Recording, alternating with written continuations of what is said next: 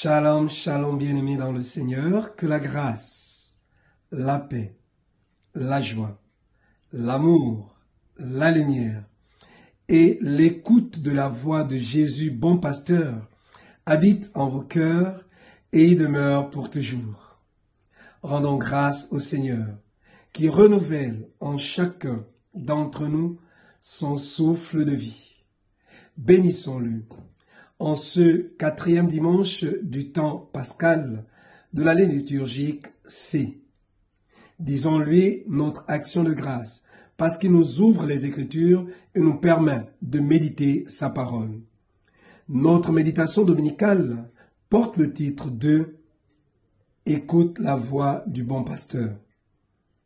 Bien-aimés dans le Seigneur, célébrer le dimanche du bon pasteur ou du bon berger, c'est célébrer le symbole de l'écoute de la parole de Dieu, c'est-à-dire la mise en pratique de cette parole pour être conduit à l'unité, c'est-à-dire dans notre héritage commun qui n'est autre que le royaume des cieux.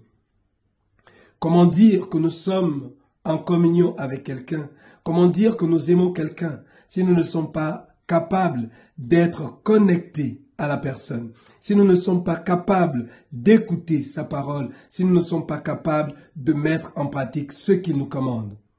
Lorsque nous parcourons le texte de ce dimanche, l'évangile de Jean, le chapitre 10, le verset 27 à 30, Jésus nous dit que ses brebis écoutent sa voix.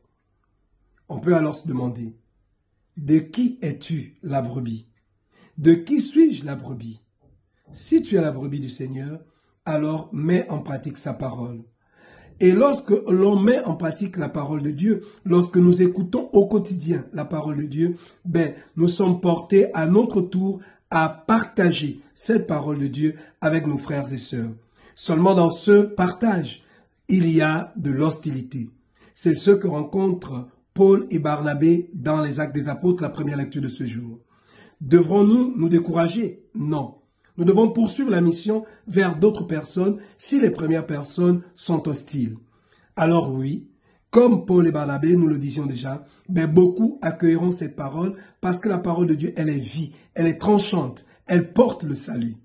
Et dans ce contexte, nous sommes alors capables, par cette parole, d'être unis. Parce que le Christ nous amène à travers sa parole à l'unité, au salut. Mais pour ce faire, en accueillant sa parole, dans nos vies au quotidien, nous devons pratiquer la justice, l'amour, la tolérance, la compréhension et tout ce qui conduit à l'unité.